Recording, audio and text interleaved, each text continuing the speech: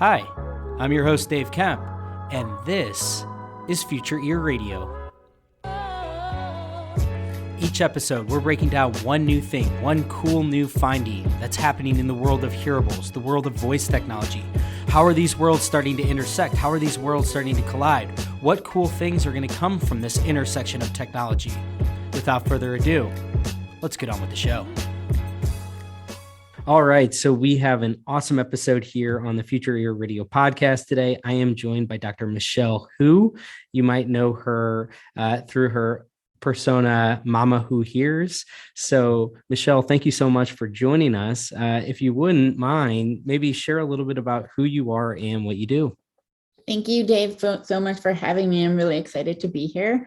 I've been a pediatric audiologist for over 12 years now in San Diego, California. I'm a mama of 3 children now. I'm a military spouse, and I happen to be hard of hearing. I was identified when I was a toddler, wore hearing aids throughout my life, and am now a cochlear implant recipient. And I started my Instagram, Mama Who Hears, on during maternity leave when I missed connecting with my patients and just thinking about them, because they often ask me questions. Michelle, how do you wake up at night to hear the baby cry? Do you wear your hearing devices, or what do you do? What technology do you use, or what tips and tricks or life hacks do you use? So that kind of happened, and here we are 2 years later. I've created an online course for parents, and I get to do podcasts with cool people like you. Thank you. Well, I appreciate the compliment, and it really is so cool to have you on. And I highly, highly encourage everybody who's listening to check out her Instagram page, Mama Who Hears. When I was looking through it, I was just really blown away. And I guess I should take a step back and just say, you're actually the first person I've had on the podcast, as far as I know, that is a cochlear implant recipient. I had Matt Hay on before, and I know he has a different brain stem implant that's a little bit of a different beast, but I just wanted to kind of really acknowledge that and talk through that a little bit, because what I really took away from your Instagram when I went on there is it's not only really helpful, I would imagine, for fellow cochlear implant wearers or people that are prospective implant recipients, but also the community around it. I thought that it was really cool that you had a lot of tips on there of as somebody that has quote unquote normal hearing, how can I be a better ally to the people with hard of hearing or suffering around me. And I think that audiologists in particular could really gather some interesting insights that they could then use their own spin on it or whatever, but take a lot of this and make it part of their whole positioning around particularly the higher levels of severity of hearing loss, and those tips and strategies and coping mechanisms. It's totally the adage of if one person has a question, everybody has it. And I was on your page for 30 minutes just scrolling, and everything was just wow, that's really smart. That's great. Is that something that is widely communicated to the patient base by the hearing professional? So I just wanted to give you ample opportunity today to really kind of go in on, how Mama Who Hears came to be. You just briefly touched upon it, but your own journey of, you said you were diagnosed at 2. What was, that period of your life leading into the cochlear implant? And then I've, kind of through my own research and discussing with many people, it's a pretty, I guess, a shocking period right when you're out of that, right after you get it. And I'd be really curious to hear about the acclimation period of getting used to it. And so any and all of that, I would just be really curious to kind of just dive in and hear all about how your brand and your story came to be. Yeah, thank you. I think that being deaf and hard of hearing it's a lifelong journey, whether or not they choose to use hearing amplification or not. If they choose to use ASL primarily and stay within deaf culture, deaf community, it's a lifelong thing. And when it's a situation like that, you really want a village around you, whether it's your hearing healthcare professionals, whether it's your cultural community, whether, it's your family, what can they take on lifestyle wise, closed captioning on the TV or movies in the theater, or, becoming close and trusting, finding an audiologist that you trust, finding a deaf mentor that you feel comfortable with, finding a speech language pathologist that you feel comfortable with and can grow with. So it's really a journey. It's a lifelong thing, and it's so unique for everyone. I created my program, yes, because, I have found success in dealing with or living my life powerfully in the face of being deaf or hard of hearing. But, I don't push the way that I did things on anybody. There's each family, each patient, each child is unique, and I don't know their dynamics. But what I do know is shifting your mindset, how to come together, what conversations that are important to have with your child or with your co-parent or with your partner. And I was diagnosed very, very young. I'm 39 now, and I'm just taking all of those experiences, both personal and professional, and I'm putting it out there because I think that, we learned something today about Zoom with closed captioning. I requested it from you. You were like, oh, of course, like we need that. And I found myself actually saying, hey, if you can't figure it out, no worries. I have a backup plan. I'll use webcaptioner.com. And what I really appreciate and respect about you is you're like, nope, let me figure this out. It'll take a few minutes. It took a few tries, but here we are. Now you know how to turn it on. Now I know that I don't have to bend over backwards for the hearing community to accommodate for you guys. And I just really appreciate that. Well, I appreciate you saying that. And I mean, like she said, I was struggling. I thought that I knew where the closed captioning, the live captioning link was within Zoom. It turns out I know where it is on Microsoft Teams and within Google Meet, but I couldn't figure it out on Zoom. And you actually have to log in to the web browser, and it's in the advanced settings and all that. But I do think that like your broader point there speaks to something that I'm trying to be really cognizant of, which is how can I be better about being this all being really top of mind, like understanding that in a Zoom dominated world that we live in now, that like what is maybe out of sight, out of mind for me is really important to folks like you. And so just being respectful of that and having that be something that we're all a little bit more aware of, I think goes a really, really long way. And that's a perfect segue into, kind of this whole theme of like, that's part of the audiologist value today. And I think is going to be even more pronounced into the future is like this whole idea of, I know that I've heard and I've seen in some of these different message boards and stuff, like I'm not tech support. Like I'll hear, different audiologists and hearing professionals say stuff like that. And I really empathize with that.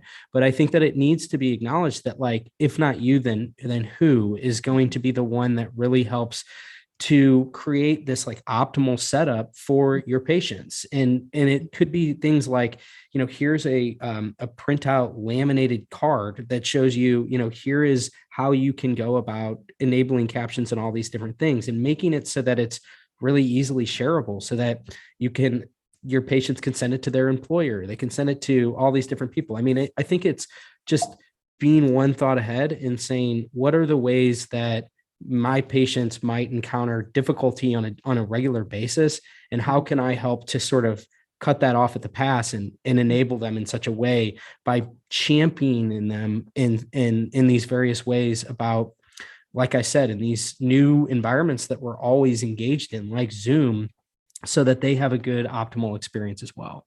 Mm-hmm. Yeah, I think experience is the best teacher. Like now, where not to go, where to point somebody, as well as for our hearing healthcare professionals. A lot of times, I've been with patients and they're just like, oh, you get it. You know exactly what that sound is or that feeling or that frustration. And they really appreciate being with an audiologist that has been there or has been in some type of similar situation. I'm stepping in to being that segue or being that translator for my fellow professionals, but also for my fellow deaf and hard of hearing community members. And if there's anything that I can do, I'll put it out there. I want us all to win, and so that we can just grow stronger and really empower more within the deaf and hard of hearing community to maybe specifically address certain things, or give them words to explain it a little bit better, or give the audiologist or hearing healthcare professionals better language or tools to understand the patients that they're serving if they don't have a hearing loss, if they haven't lived through it before. So let's talk a little bit about the book that you wrote. I'd be really curious about the motivation behind it. I mean, obviously, this is, I love that. My child has hearing loss. Now what? So obviously, there's a lot of your own personal story in there, I would imagine, a lot of your own experience, but kind of walk us through how this whole thing came to be. Was this another maternity project? And was this something, and was this something that, I guess is the main, it seems as if the main takeaway here is really to just impart some of your own wisdom and experience onto others, but just share with us kind of the whole backstory behind this guidebook. Yeah. So, Listen with Lindsay actually inspired me to start my Instagram. She gave me confidence, and a couple of my friends also were saying, you have so much to share.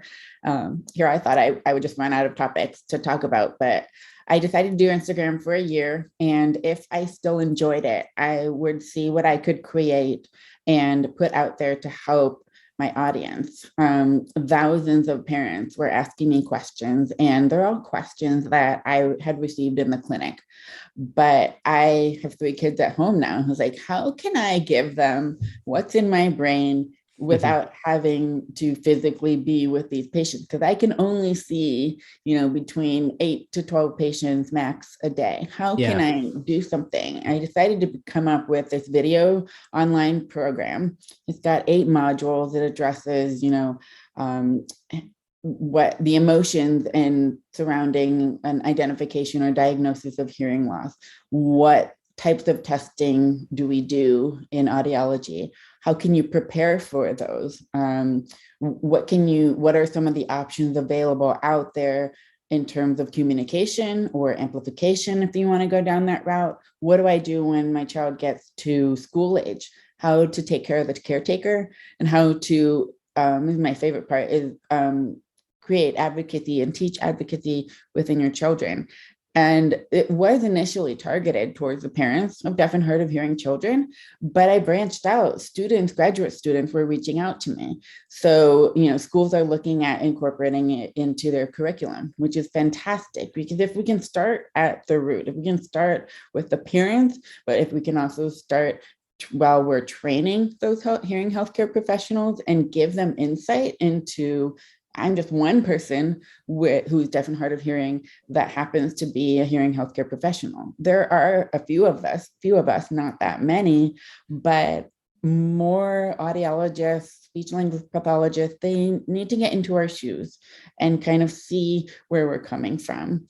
So we're starting with the grad school level. We're partnering with some nonprofits, and I've also found out you can use in ASHA conversion form, so that if you purchase the program, you can actually get 8 hours of continuing education. Nice. So win-win, right? You get trained, or you get to learn about my perspective and how I practice with pediatrics and families, and also, like, my most favorite part of the program is I have 13 bonus interviews, one of which is my mom. And because there was somebody filming, there was that third party that was addressing questions, and she was explaining to the camera the emotions, the thoughts, all of those things that were going through my mom's mind 36 years ago. Yeah. I started crying because I didn't know a few things. And, she thought it was her fault.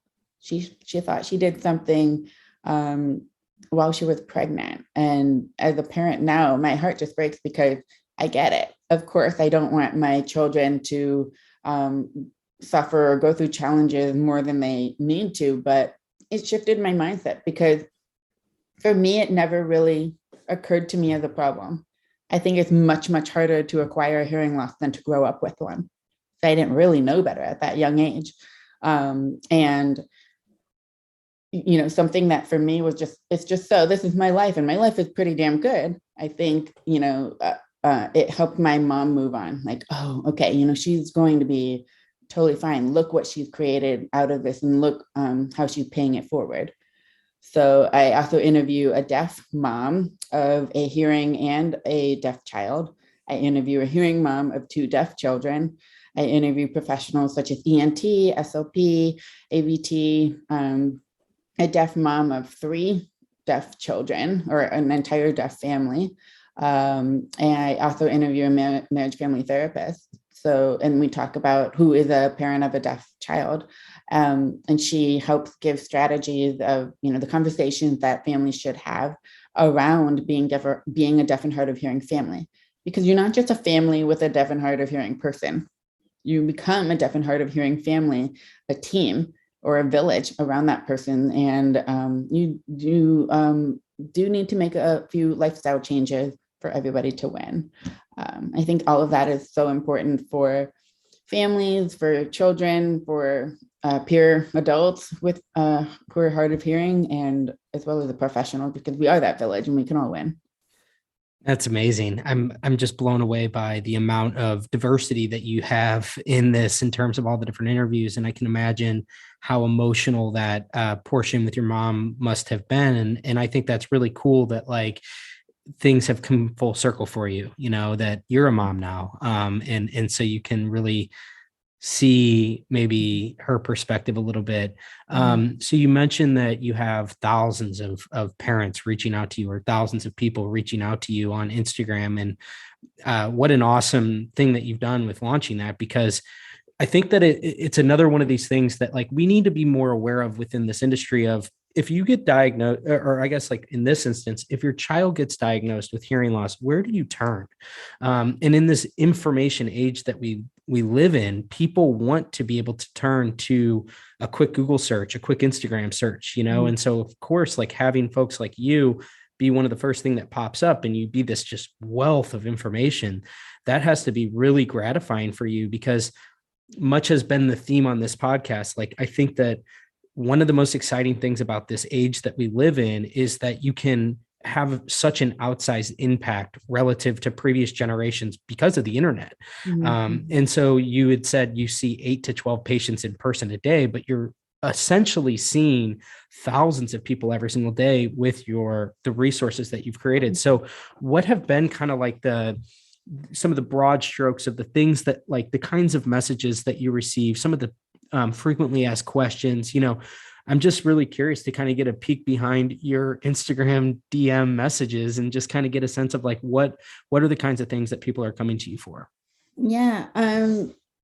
Gosh, parents have reached out and said, oh my goodness, this one breaks my heart, but my child can have a normal life. One of the most profound conversations I had was with a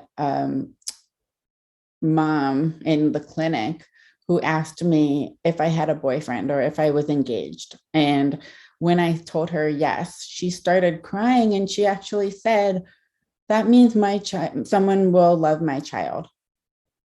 And I was, just taken aback, because that had never occurred to me. Of course, when I was little, I thought I was going to grow up and marry my dad. But I found the perfect person because I came into my own. And I had been practicing as a professional, keeping my patients kind of at an arm's length because of HIPAA. But what I found through Instagram, I actually transformed quite a bit myself, my ideas and stories that I had created in my brain. But, parents are asking me, I already mentioned, how do you wake up at nighttime? They ask me, do you understand your children okay? their voices are so small. And for that reason, and for fun, I started, learning American Sign Language with my children, just casually at the library times. But my children love it. All of my children are hearing. And they just have fun signing to me, especially when their mouths are full. Haha, I can't talk to you, mom, but I can use my hands. They ask me, how do you hear your children in the car? What did you do in school? Did you use an FM system? What kind of language or dialogues should I be engaging my children in? How do I get them to be assertive? How do I get them to do a show and tell with their hearing devices? Where do you find ASL classes? Where can you find a deaf community? What kind of services are there out there? Because they don't know where to start. Google can be so overwhelming, and there's amazing resources out there and some not so amazing ones. I just took whatever I've been accumulating through my life as a deaf and hard of hearing child, a student, an adult, now a mom, and then as a professional. And I've just put it all into one spot. And I'm also available through DM. I feel like Instagram gives those users a chance to really connect with somebody real on the other end. I've had parents ask me, oh no, this is broken, what do I do?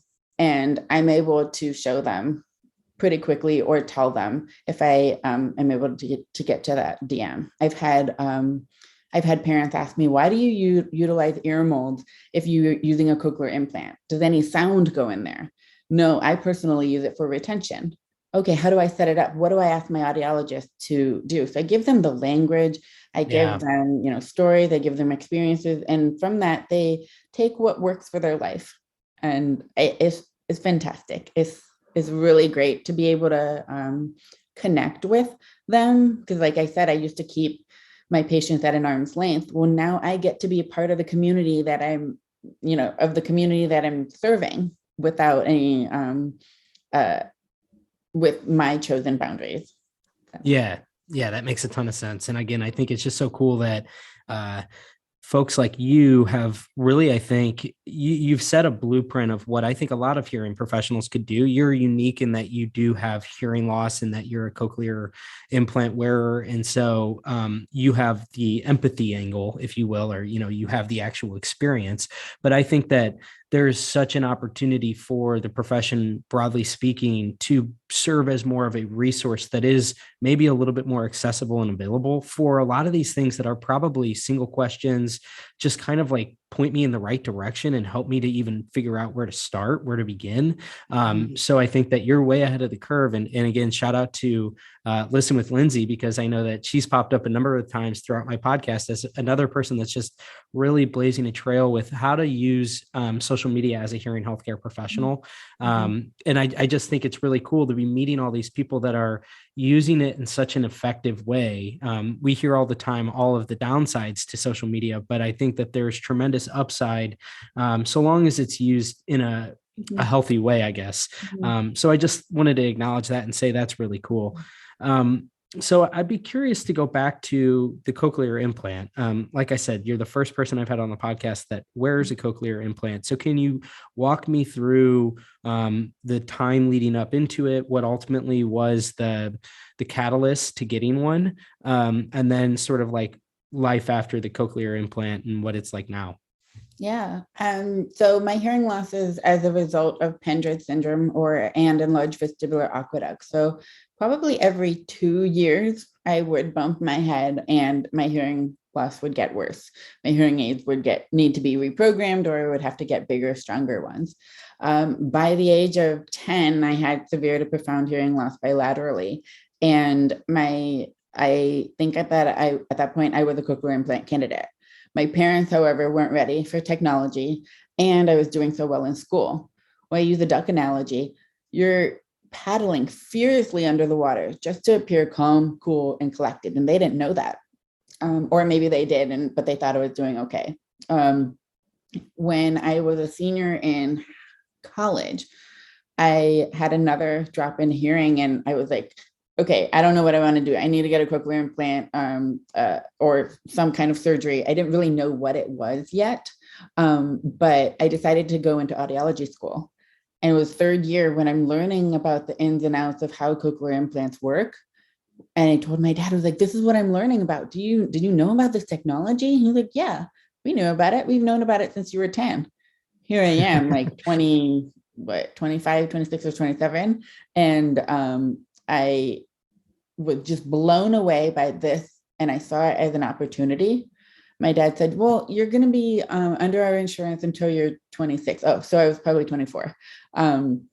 You want to try it? You don't have that much to lose. How about let's do your left ear, which is my worst ear. Like I wouldn't be able to tell you if my battery died from my left hearing aid. I decided to do it. Interestingly enough, I watched a surgery in Cleveland, Ohio before getting my own, which probably wasn't the best idea. And then I got my second cochlear implant 3 years later. But it was such a interesting moment because I didn't know what I had been missing. I remember my classmate activated me with our preceptor, and I was like, hey, I know you don't typically do this, but can we jump in the booth and see what I can hear? I could hear all these different sounds, but I didn't know what they were. I heard my feet shuffling and I pushed the button. I pushed the button and I thought that was the beeping. So I pushed the button again. And he's like, oh, you're false positive. You know, what you're hearing is that clicking. I would sit outside on my front step. I grew up in Kent, Ohio. I was just listening to all the sounds, the bugs, the cars, frogs croaking in the pond next door, wind rustling in the trees, and it was all the same volume for me. If my mom was talking while the printer was going off, it was the same volume, and I couldn't tell the difference. So I had to relearn how to focus my hearing attention. And that was pretty difficult. It took me a few months for my ear to really start to understand speech and get clear on it. And I went back to speech therapy, and really having somebody else kind of coach me and train me through that really helped significantly. But I had access to so much. I never would have moved from Ohio to California on my own if I hadn't gotten cochlear implants, because I didn't feel confident or safe. Before cochlear implants, I only talked on the phone with my mom and on an as-need basis. Now I'm talking with you. I'm talking, on the phone with manufacturers, with parents, and safety. I wouldn't have heard somebody running behind me in a parking garage, whereas now I can hear my dog's nails on the floor, clocks ticking, somebody breathing heavy, and it's really cool that I have a choice to choose what I want to hear. That makes sense. And I tell patients all the time, you're not disabled, you're just differently abled. You see life and you experience life in a different way. And everybody's journey is different. Someone might, acclimate to a cochlear implant instantly, and other people might take a little bit longer, need to go do more therapy, or, take off one side to hone in on that, to strengthen that other side. So it was definitely probably one of my most favorite choices to do so. But not everybody is a cochlear implant candidate, and not everybody wants to. And, coming to thinking about it, making the decision on your own or as a family is really important in that processing together of it. So what would you say to people that are either themselves on the fence or audiologists they have a candidate? What are some of the trepidations that you might have? And then from your own experience, what would you say to folks that are candidates, but they're not really fully there yet? And it sounds like a lot of this is you have to come to this on your own terms and your own conclusion and all that. But share with us what you would say to these kinds of individuals. My best tactic as a human, as an audiologist, as a parent, is meeting that person where they're at, justifying and validating their fears, their concerns, their emotions. So, I get it. You want to hear better. You want to hear in noisy situations or group conversations, but you're afraid of surgery. Okay, surgery can absolutely be scary. Yes, surgery does have its risks, but put them on the table. Which one outweighs the other and go with that choice? When feelings and emotions and doubts aren't validated, more often than not, they're going to feel forced into a decision, or they'll just say no altogether. And then there's no opportunity in that. I would rather have opportunities to say no to than have no opportunities at all. All of the doors are closed. So I tell patients, I tell people, sit with it, figure out what it is that you want, and figure out what it is that would stop you from saying yes to a certain opportunity, and go from there. And usually the processing is all they need to help them get to their decision. So in your field of work, I know you're a pediatric audiologist. So you probably don't do much in the way of cochlear implants, correct? Or I do actually. You do? Okay. So I work with diagnostics, evaluation, cochlear implant evaluation, counseling of parents, programming cochlear implants and hearing aids. I get a lot of the teenagers, or Okay. often I'll get parents of very, very young ones who need or are looking for someone to talk to who's been through it. Yeah. Teenagers come to me saying they feel safe, saying, yeah, sometimes, some days I wish my hearing aids or my cochlear implants were invisible. I wish I didn't have to wear it. Yeah. But then, and when I listen to them, or I'm that safe space for them, they'll come to me next appointment and say, guess what? I get to turn my ears off whenever I want. I went on a camping trip. I slept soundly. It was fantastic. And everybody got a kick out of seeing my alarm clock, my shake awake, or using my FM system, my remote mic. Or guess what? The teacher didn't even know that I was listening to music via Bluetooth on my hearing aids during class. And I'm like, I did not recommend you do that, but that's not my problem. So it's wonderful being able to work with all patients of all different ages. I do have some adult patients as well, even though I work at a children's hospital. But yeah, I definitely get to work with them. So I'm just so fascinated by this whole topic of cochlear implants. So it sounds like you got fit roughly 10 to 15 years ago. Is that right? Yeah, about 13 years ago, I got my first cochlear implant. So what's the difference between cochlear implants from 13 years ago and the cochlear implants today? I know Bluetooth's a big theme. Yeah, but just absolutely. curious of what you've seen in terms of what's different. Yeah, I've been through 4 external processors now. I started with the Cochlear Freedom, and that was pretty basic, 3 programs: volume control, sensitivity, no Bluetooth, completely on the ear. And it was very thick. So processors and technology have gotten smaller. There are off the ear options now. They've come up with waterproof covers for us to go either swimming or, actively water play, or for children in the bathtub. The Bluetooth is probably my favorite feature. I can answer the phone, stream to both ears, listening to phone calls, podcasts. I don't listen to many podcasts, only just because I think it's because I've been in speech therapy my whole life. When I'm listening to something, I want to get every single word. I can't just have it in the background and oh, now they're talking about cochlear implants. Now I want to listen. Yeah. And parts and pieces have gotten a lot better, and sound quality with microphones. Yeah, fascinating. What you said earlier about the students, Bluetooth, streaming music in class. It's like it is in a way like it's kind of crazy the functionality that you can have with those, and in a way, it's almost like a superpower in a sense that you can do a lot of things. It's a bionic like extension of your body. So there's a lot of, I just find the whole thing fascinating. And it does seem like there's been so much progress made on that side of the technology and that side of the industry. Programming algorithms too, sound quality, just Yeah, incredible. absolutely incredible.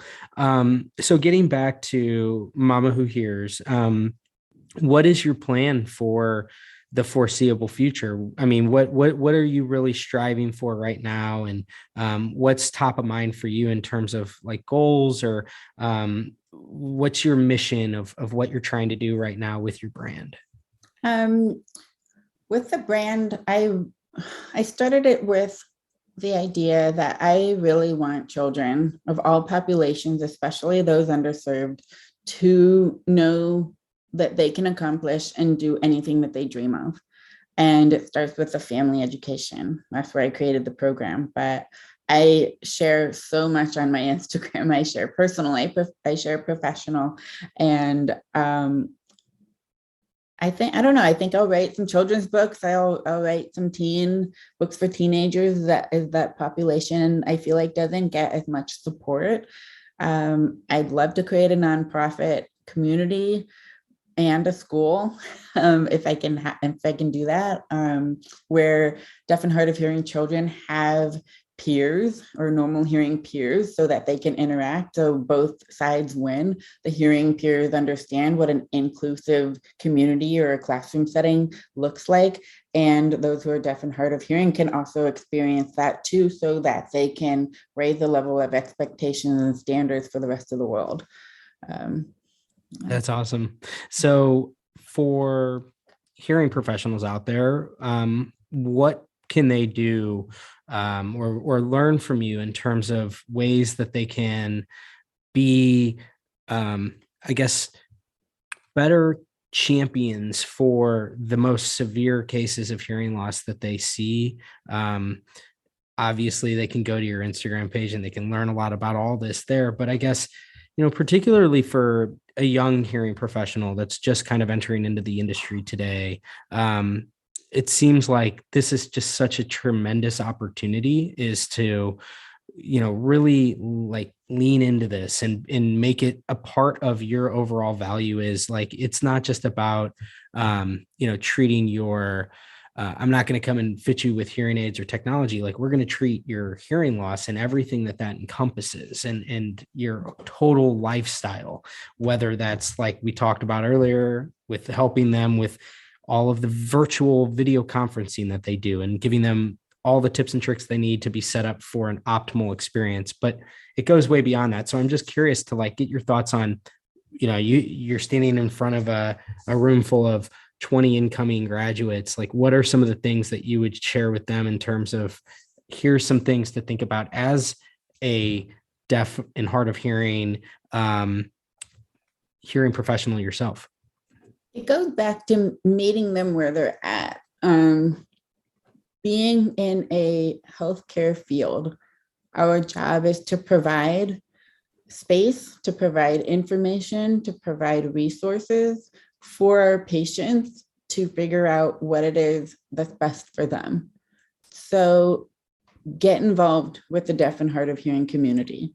Try to understand the struggles or the challenges that might come up for them. Listen and really take a look at what their family dynamics are, different cultures, different parenting styles, different lifestyles for if you're seeing adults.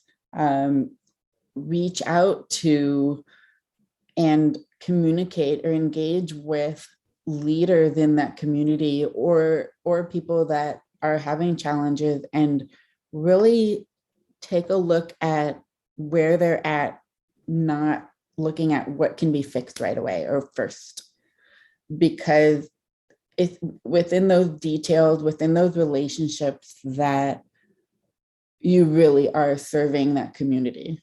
It's not just about, oh, I know that programming needs fixed and that's going to be the solution to it. We're in the business of improving quality of life. Yes. And, it's not just one device or one thing. It's very often, do they feel seen and heard? So engage with the community that we're serving.